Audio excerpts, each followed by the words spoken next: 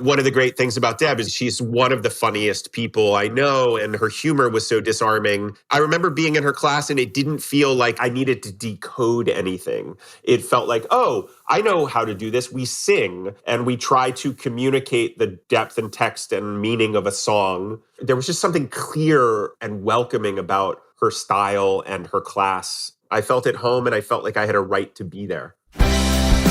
This is Arts Educators Save the World, where successful artists and their mentors talk about how arts education transformed their lives.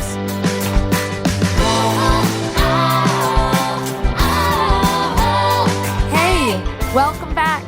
I'm Erica Rosenfeld-Halverson, and here we are, back with more conversation around artists and mentorship. And I'm here again with my producer, the fabulous superhero sidekick, Alec Lev. Hello, Alec.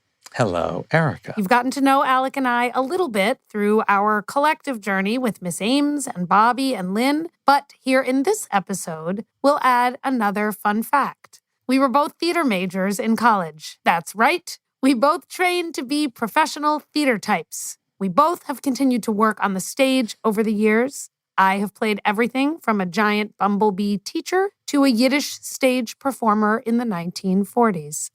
My training was more as a director, and also importantly, during and after college, I became fluent in American Sign Language. So I performed in children's theater with the National Theater of the Deaf, and then I also acted with Deaf West Theater here in Los Angeles. But my real passion is for directing, and along with various stage shows over the years, next year I'll be co-directing an opera with a mixed cast of deaf and hearing performers. And earlier this year in 2022, I wrote and directed a film called What, which is a black and white silent feature film, again, starring deaf and hearing actors. I also, and this is germane to our upcoming talk, I can be seen for a good 20 to 30 seconds on the episode Best Prom Ever in Season 3 of How I Met Your Mother. Which, conveniently, brings us to one of our guests this week, Josh Radnor. He's an actor, a writer, a director, and a musician. And when we invited him to be on the show, he wanted to talk about a teacher from his time at New York University's graduate program at Tisch School of the Arts. And the woman he chose, Deb Lapidus, actually teaches singing to actors. But as you'll see, her work is completely about storytelling and about life. In this conversation, I will say that Josh and Deb go very deep on singing and acting. And I think it's important as we listen to this that we remember the heart of your book is that it doesn't matter if you're a singer or an actor or a painter or a sculptor. That's not what the goal of this here. It's saying that listen to the way the relationship that Deb and Josh created together as mentor-student, how they listened to each other, how they worked off each other, and just imagine the magic that happens there happening in any class using some of the techniques of the artist and the art teacher to open you up to risk-taking, to realizing that doing poorly on the math test is not failing. It's the step towards the day that you will get the right answer on the math test. And that good teaching of any kind puts scaffolds around that so that each student feels ready to take those risks, even if the kinds of supports that one person needs may not be the kind of supports that another person needs. And Deb and Josh talk about that too, and talk about the kinds of scaffolds and supports that he needed, but they also talk about what that looked like for some of the other people who Josh was interacting with when he was in Deb's classroom. Let's listen.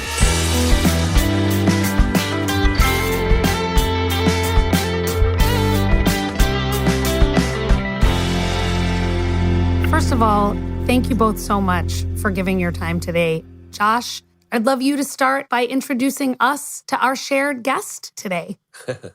Right now? Yes, please. All right. Well, I am thrilled to be sharing the airwaves with my dear friend, Deb Lapidus, who I met back in the 90s at NYU at the graduate acting program. I was there 1996 to 1999. My life has been very blessed with mentors, both in and out of the arts space. I'll just say that. So I had a lot of people I could have chosen from.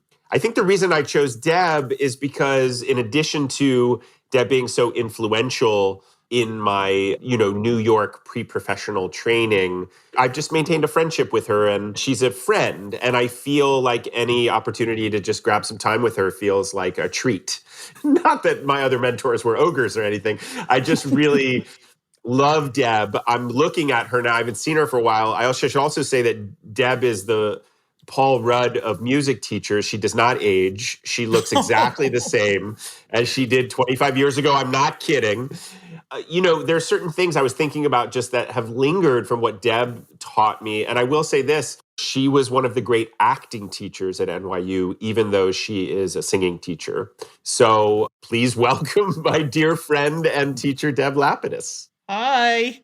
Hi, Deb. It's great to see you. I'm so happy to see you. Thanks for being here. It brings a smile to my face, is all I can say. Yeah. Yeah. So a fun way to start the conversation has been for each of you to talk about or tell the story of the first time you remember working together. And it's totally okay if it's not the same story. Actually, it's probably better if it's not the same story. But that has been a really nice way for folks to be able to start being in conversation with one another. You go, Josh. What do you think, Deb? You go. All right. I grew up in Columbus, Ohio. I went to school in Ohio at Kenyon College, a little small school on a hilltop in rural Ohio. So my getting accepted to NYU at my senior year of college and coming to New York when I had just turned 22 was a pretty profound, somewhat vertigo-inducing experience. At that point, I don't know where it stands now, but NYU was a very hot school to go to. And I was incredibly nervous. I had a kind of sophisticated idea of what it meant to be an actor, but a more provincial kind of sense of myself as a person. And I was learning the subways and learning how to be in New York City. It was really overwhelming. So I think I thought of New York and the theater and the arts as this kind of velvet rope that I was dying to get asked behind. But at the same time, it felt like this mystical land it was like a species different than me. And I remember meeting Deb, and there was something so familiar about her. I just recognized her as, she felt like she could have been a relative of mine. She probably is if we trace it back, Same shtetl, we always say in my family. Yeah. So there was something in her ability to bridge naive Ohio Jewish boy confused in New York for the first time, me, with coming into this different sense of myself as an artist who actually had a right to be there. One of the great things about Deb is she's one of the funniest people I know, and her humor was so disarming. I remember being in her class and it didn't feel like I needed to decode anything. It felt like, oh, I know how to do this. We sing and we try to communicate the depth and text and meaning of a song. There was just something clear and welcoming about her style and her class. I felt at home and I felt like I had a right to be there. Mm. What do you think, Deb? Well, it's interesting to hear you speak about it because you might have been nervous, but you always felt like you had savvy, which you're not describing yourself as. You're describing yourself as provincial. But I never actually found you that way.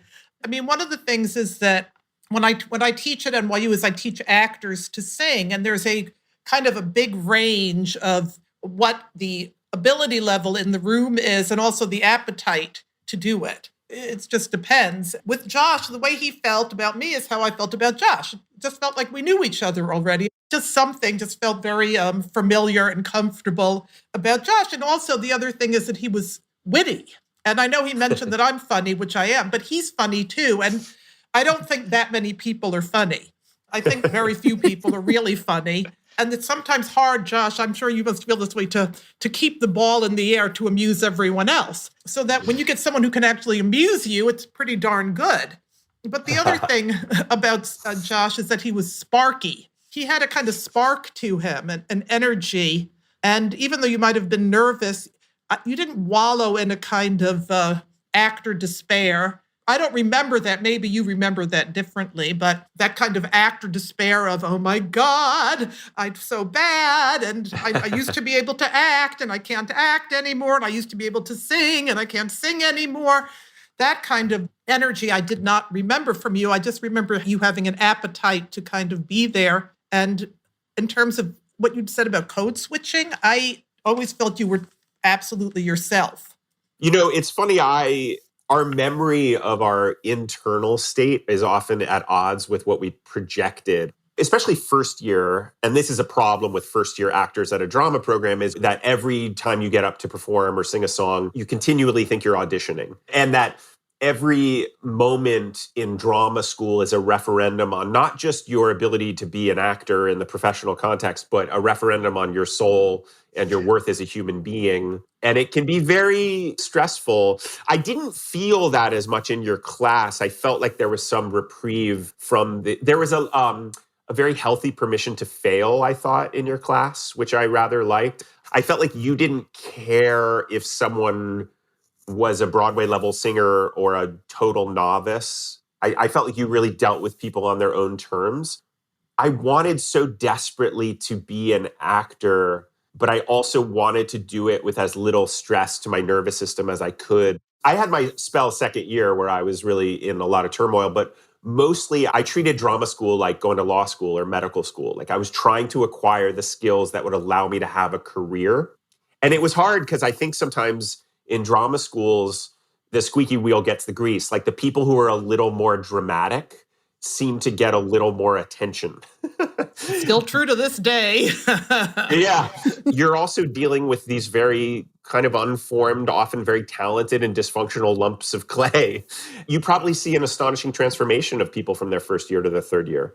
Yeah, definitely. And also seeing people sometimes right after they get out from graduating to then maybe being in a show on stage. And I actually remember having this experience, and I tell the students this sometimes, because as a teacher, a lot of times it feels like you're kind of making a sculpture and you're right on top of it and you're kind of sculpting the fingernail or sculpting the vein in the neck or whatever. But usually you're not stepping back. Sometimes I think we get so detail oriented, where you start to see all the things you want to change, for want of a better word. And then sometimes when you step back and you look at the whole person, you're kind of bowled over and get a totally different kind of take on the person and a kind of different hit on who they are and what they're able to do. And I've literally been almost blinded sometimes by someone's sheer talent that I've seen on the stage that I worked with. I experienced them differently. You mean like if you see them 10 years out? Even less sometimes. It depends on the person. Yeah. Because I'm also watching them not so much as teacher, but as audience. Yeah. And that's a different kind of way of taking somebody in and also seeing the whole. Yeah. In a different kind of way. Does that make any sense? Yeah, totally. So Josh used this great phrase, healthy permission to fail, which he described as a feature of your class and one of the things that he really valued about you as an educator. So I was curious first if that resonated with you as something that you actively think about and how you make that happen in your classroom or in your learning space. Well, I mean, I think the idea of success versus failure is something that I'm not amazingly interested in. So by that, I mean, I think that students tend to think they have to be successful or they have to succeed. And I'm just talking about like in a class, on a song, on a scene, whatever. To me, that's not important. What's important to me is doing the task at hand, doing the work. And the work is a combination, as Ron Van Loo said, of technical things and also things from the heart. There's nothing that interests me less than just purely technical singing. I like to feel there's a person at home. I want to know who the person is. I want to feel like I know the person more through their work. Not because they're telling me who they are in a dinner conversation, but because through their work and through the text of whatever the writer is, I'm learning more about them. That was something Josh always was good at, by the way. So by permission to fail, to me, that means to do the work at hand and not necessarily worry if you're getting it, quote unquote, right. And I think that the idea of getting it right is the thing that can really limit people as they're trying to do their work. Because when you try to get it right, you're actually working towards the end and not actually in where you are. You're thinking about, is this correct? And you're second guessing yourself. And the fact of the matter is the word right or correct is different for everybody. I remember someone in your class, Josh, who had a lot of pitch problems. And for that person, a tremendous success would be just singing in tune. Right. And for you, that would not be a big success. If we want to use success and failure as two things. Right. So for me, the only way to really fail is to not try in a kind of way. And there are people they're adept, they can do things, but they don't necessarily put their heart into those things, or they've just been always good at something and they can give kind of a very small amount and still be quote unquote good. To me, that's a failure. Right. Even though somebody else might perceive that person as good or talented, I just find them not actually putting all their self into whatever the task at hand is. And to me, that is how you fail. Trying to do something that you don't do very well is one of the most courageous things you can possibly do. And because I teach singing, which has a lot of baggage for a lot of people, and there's a lot of people who have been told, you don't sing, you're bad, you're not as good as your sister, you're not as good as this person. And then in the room itself, people also can feel, wow, well, Josh is really good, but so-and-so is not so good. And also, there's nowhere to hide when you sing. So if you're singing, that's coming from you in a way that feels so personal. And whatever is going on, sometimes in the material, what the song is talking about, or sometimes in your life, it's very hard to finesse that away from something that's true. You do see people with a lot of raw truth. And to me, it's the people that just don't make the attempt to do something incredibly hard for them. And I think in a way, and Josh, you could speak to this, doing something really hard for you, be it singing or dancing or acting in a Shakespeare play or whatever, is something I think as an actor you have to do. Yeah, I mean, NYU in some ways is just a daily exposure to your limits and your tolerance for shame. I remember just being humiliated quite regularly at NYU. Oh and I think that's part of it. If you read the Mike Nichols biography that Mark Harris just wrote, Jack Nicholson, before big scenes, would do this crazy, ridiculous dance and make all these ridiculous noises because he said, there, nothing I do will be as humiliating as what I just did. Let's get that out of the way. And so I feel like that was part of NYU. NYU, in a lot of ways, was much more rigorous, embarrassing, and difficult than most of what I've faced professionally. I mean, professionally, the getting a job or not getting a job and auditioning, all that can be quite treacherous. But the actual work, you get cast in roles you're quite appropriate for professionally. At NYU, you get cast often in roles you're very inappropriate for, that you would never get cast in professionally, and you have to stretch yourself. But I did want to speak to one thing you were talking about. When I said that you were one of the best acting teachers at NYU, my memory of your class, you would, relax your jaw and stretch out your tongue, but you're not an overly technical teacher. Right. And most of how you coach a student through a song is textual, that you say, well, what are you saying here? And what does it mean? And what are you trying to communicate? You would break it down like it was a Shakespeare monologue or any other kind of speech. What I found was, for both me, and I would observe it over and over and over, if someone was hooked up to the meaning, their breath was in the right place, they had enough breath, they would get to the end of the line that they were singing. So I found that you were much less interested in breath control and pitch than you were in what are you trying to communicate? Why are you singing this song? What are you doing up there? Something that you said, I think about more than almost anything I learned at NYU. And I think about it a lot as a writer. Actually, you said, play to the smartest people in the room. Always play to the smartest people in the room. And that has been so meaningful to me, to not sand the edges off my stuff. The people who this is meant for, who are going to get it, are going to get it. And maybe someone else will get it on a different level. But that really echoes in my ear that you said that. So I just wanted to thank you publicly for that. Oh, well, thank you. I still say that. And I think it's really important to play to the smartest people, because sometimes people on stage or whatever, they feel they have to explain things. And maybe you don't have to. Maybe someone will understand what you're saying. Well, it's an invitation to the audience. Right. Like Billy Wilder said this great thing that if you let the audience put two and two together, they'll love you forever. Right. Exactly. Right. Let them do their work. Right. Right. That's right. Yeah. But thank you, Josh. I appreciate that. And I still believe it. And this is why I love actors. Working with people that have an ability to tell a story, to transform, to become a character. When you have that and a voice, to me, that's everything. There's nothing more boring to me than just watching someone basically make the music of the song. I mean, I'll take Ella Fitzgerald, but, very few others. Yeah. I always felt like when you were moved by something, you were very moved by it. You let yourself be affected by what was happening in the room, whether it was insane, ridiculous, moving, heartbreaking, frustrating. You really felt in the sandbox with us.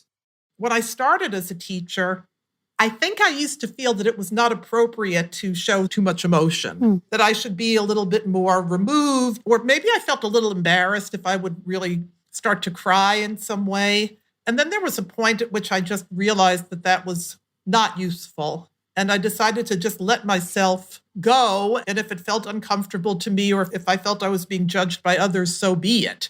But I do remember that is something that was not always true for me as a teacher in terms of allowing my responses to be quite as apparent.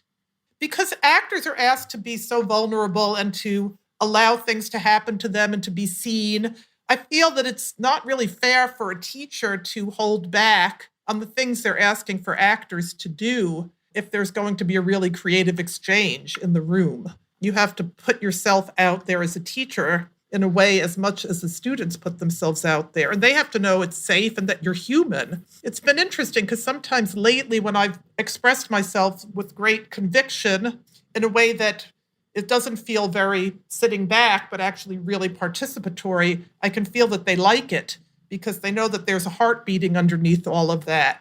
And it's important to know that I can get angry too, or I don't have to stay very removed to actually be a good teacher. Josh, when I was going to interrupt you before, I'm glad I didn't, because Deb said almost literally word for word the thing that I was going to say, which is, a huge message of the book that I wrote is that scaffolding students to take risks is the single most important component to being a successful classroom teacher. So risk-taking is the fundamental move in how you learn something new, regardless of the discipline. And, for me, the arts, for obvious reasons that we've discussed, is the prototypical space where that happens. But the same thing is true in the math classroom and the science classroom, that to stretch yourself as a learner and as a child, to try and be wrong as a pathway to building more robust understanding is the single most important thing in a classroom. Once again, we're going to take a moment to step away from our conversation so that Erica can relate some of what Josh and Deb are saying here to the kinds of things that she was thinking about that made her write her book, How the Arts Can Save Education. Around the office, we call this Erica saying smart stuff. It starts with a question from me, and here we go. Two things that jump out, I think, that are obviously related. They talk a lot about risk-taking, which you definitely do if you don't consider yourself a singer and you have to stand up in class and sing in front of the class. I can't even imagine the horrors. And also about what you in your book called reclaiming failure. So the idea that failure isn't necessarily actually failure. Talk to us. So one of the big learnings I've had from spending a lot of time in schools is we frame the discussion about learning in terms of the acquisition of stuff. Did you get this? Can you demonstrate on a test that you know the information? Can you do a thing now that you couldn't do before? And that frames failure as a lack of learning. And we apply that lack of learning. We apply it to students, obviously. You failed a course. You failed a test. We apply it to the discourse of schools, right? Many of our listeners may have heard the phrase failing schools, where there's some checklist of things that schools do or don't do.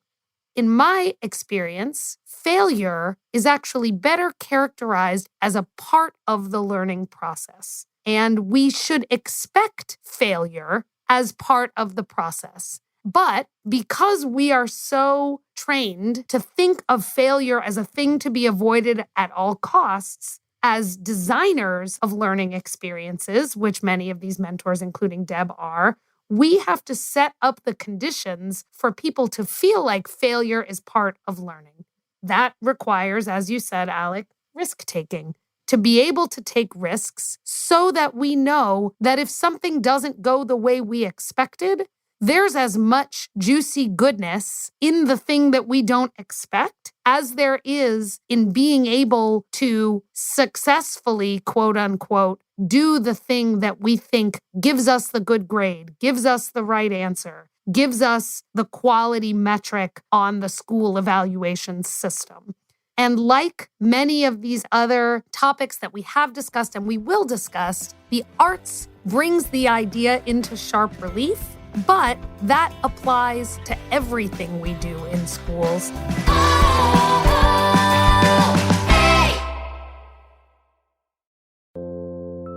My name is Graham Isidore. I have a progressive eye disease called keratoconus. Admitting I'm losing my vision has been hard, but explaining it to other people has been harder. Lately, I've been trying to talk about it. Short-sighted is an attempt to explain what vision loss feels like by exploring how it sounds. By sharing my story, we get into all the things you don't see about hidden disabilities. Short-sighted from CBC's Personally, available now.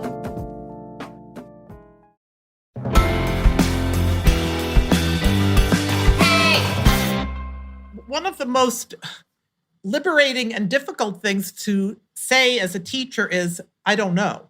I feel like a good teacher will say, I don't know, or I've never thought about that before, rather than feeling like you as a teacher have all the answers and can't be unsure of something. Yeah. Or maybe you might just say, that note I just gave you, that was a terrible note. Forget it. Right. I think that's good teaching for me. Yeah. A humility is important. Yeah. When I was coming out of NYU, a lot of the casting people and agents would always say, the NYU people just seem very authentic. They seem like they know who they are. I think, Deb, that you've been there a long time. How long have you taught at Juilliard also? I've been at Juilliard since about 1988, I think. Wow. And NYU since? Well, full-time since 81.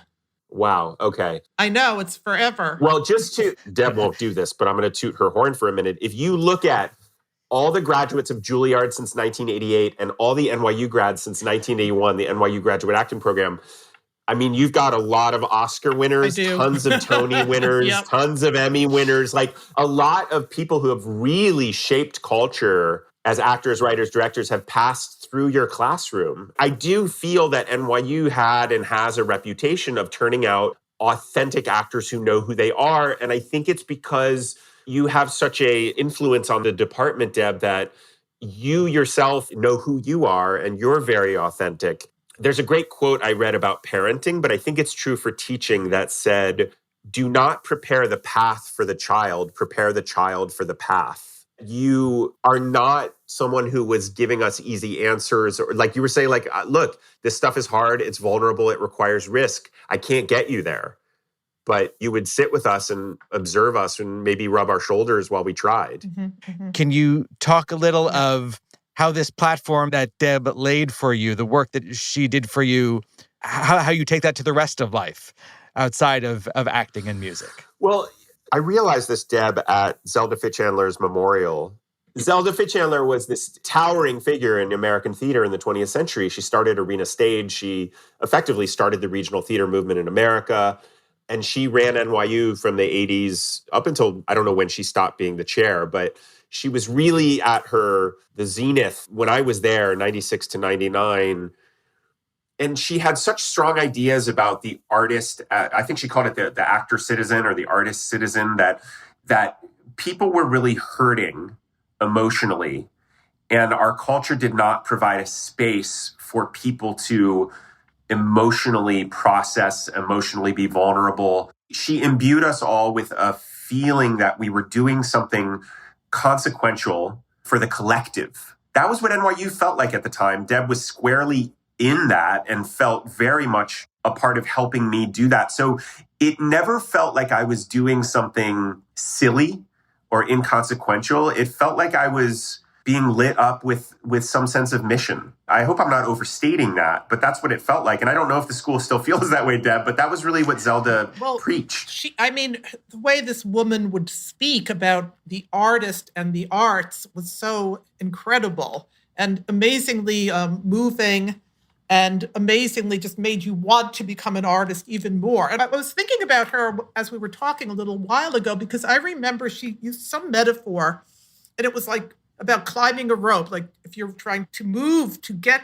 higher, you have to let go to go up. You have to let go. Oh, yeah. Beautiful. And she would say that to get something, to learn something, you also had to let go of something. So there was some loss in learning. And I do think there is truth to that.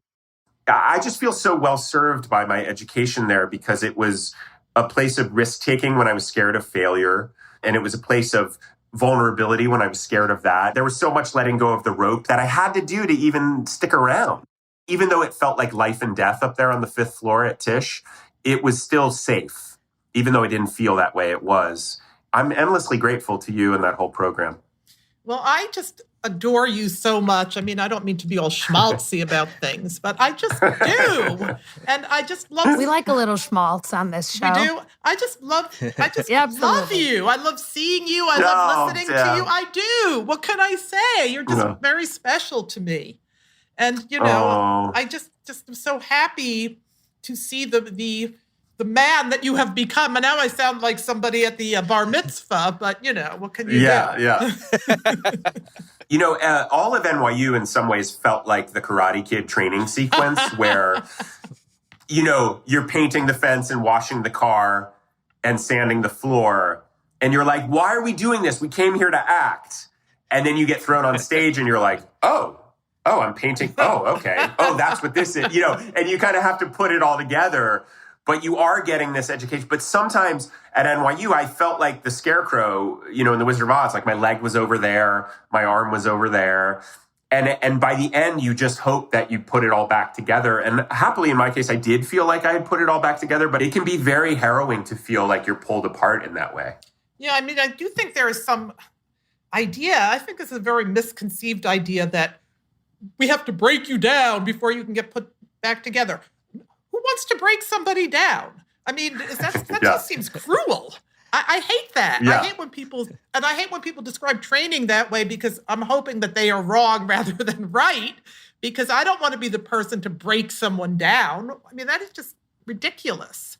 And presumably they were admitted to the school for something that was interesting about them. Yes. You don't want to expunge that. Yes. But, when you were talking earlier about feeling just so neurotic and trying to prove yourself in every class, there are people that to this day think that certain people get taken into a school because they got the wrong person. And I think people think that about themselves, too. Right.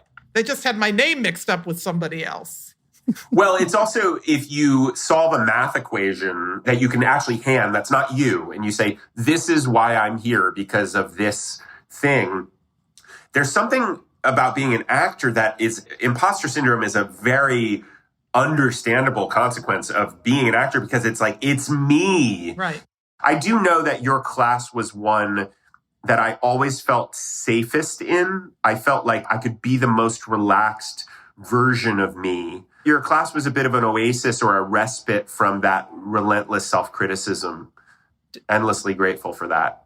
Deb, what inspires you? You said you've been at NYU since 1981, right? So, I mean, what really inspires me is just some person that you can give a whole sort of world to of music and singing and art. I mean, there are just moments in the classroom that are very, very, very moving and very invigorating because you see someone do something they couldn't do before, where you see somebody step into something fully in a way that they would tiptoe in before. And no two classes are the same and no two students are the same.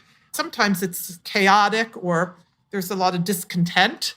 But even with that, there are just great moments of art because I get to work at two places that really put out some amazing actors. You get to see people really early on as they're kind of finding their way in their craft. And it's beautiful to see people as they kind of move through training and move through their careers. Do you remember that moment or a collection of moments where you said, I really want to turn in this direction also? Obviously not, you haven't left anything behind, the writing, directing, and acting, but where music became more important to you and why that might be and can you tie it back to your music? Well, music has always been important to me, like it's incredibly important to me. I was a very serious listener of music, and I went down to the Bexley Public Library and I rented original cast albums and I read the liner notes. That's a doorway into another world, right? That you can find. So my first time on stage was in musicals, you know. When I got to NYU, like I said, I knew all these musicals. It was a point of connection with me and Deb. And I think I just take, as a songwriter, even if it's me and a guitar, I'm still performing them as a storyteller more than a singer. And that is something I got from Deb. What are you saying? What are you trying to get across? What is the urgency of the story? Why do you need to say, you know, why is this night different than all other nights? That all comes back to NYU and comes back to Deb. That technical prowess and perfection is not ever the goal. The goal is, does this move me? When you look up and you would see Deb Lapidus be moved, you knew something had happened. And also, you know, playing the smartest people in the room, like she is the smartest people in the room. No. Nothing gets by her. I just think having a formative mentor and guide at that vulnerable place when I knew I wanted to say something, but I didn't quite know what it was yet. But I started to get some sense that if I told the truth, that was enough. And I've never stopped going back to that. So thanks, Deb. Thanks, Josh. This is great. I'm feeling really good today. I have to go teach in a little bit, and I'm actually really inspired from this conversation. I think it's going to change how I teach today.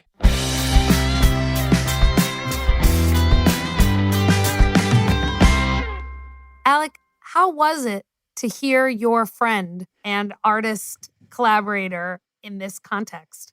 I mean, what's so cool is Josh is constantly reaching for mentors in artistic, personal, spiritual, and he's always bringing them to you. And he does it in the interview. He quotes he has all these things in his head, teachers that either he had personally or just people who he considers to be teachers. And he wants to share that constantly. I love it. I love it. And something that I am loving about this adventure that we're on 4 episodes in is that we have found mentor-artist relationships at all stages of people's lives. So when we talked to Lynn and Bobby, we talked to Barbara Ames, who taught us when we were 10, even younger. Yeah. And when we talked to Sharif Bey and Bill Strickland, Sharif talked a lot about his time as a teenager and in his 20s, and Bill's mentorship of him in that formative part of his life. Deb and Josh talking about the graduate school mentor relationship, which is a wholly other kind of relationship.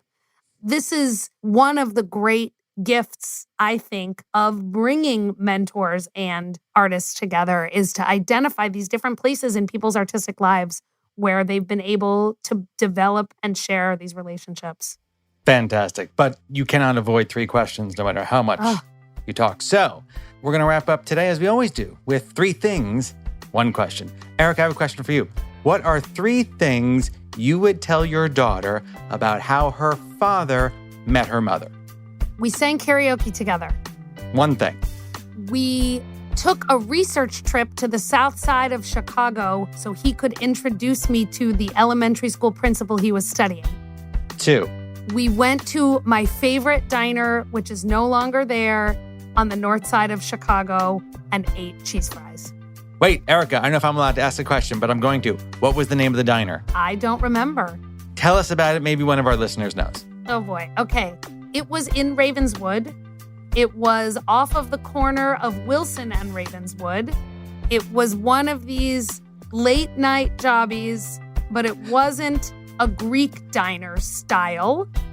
For any of my Playmakers Lab friends, it was near where our offices in the mid-2000s was. Excellent. If you know what she's talking about and you are not allowed to look it up, you just have to know it, send us the answer at contact@artseducatorspodcast.com.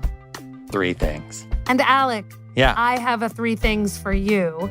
Oh, yeah, go for it. Can you give us 3 ways that our listeners can get involved with our show? I can. If you have any questions, comments, or if you know someone who might be a great guest on our show, go ahead and write to us. Contact@artseducatorspodcast.com. 1. You could use our very ultra handy-dandy interview guide to talk to your own mentor about the ways that they have changed your life. 2. And go ahead and send us your favorite 2-minute, it's got to be 2 minutes, 2-minute clip of your interview, and we will do our best to get it onto the show. And to learn more about that, how to do it, go to artseducatorspodcast.com/contact. 3 things. Arts Educators Save the World is hosted by Erica Rosenfeld Halverson and produced and co-hosted by me, Alec Lev.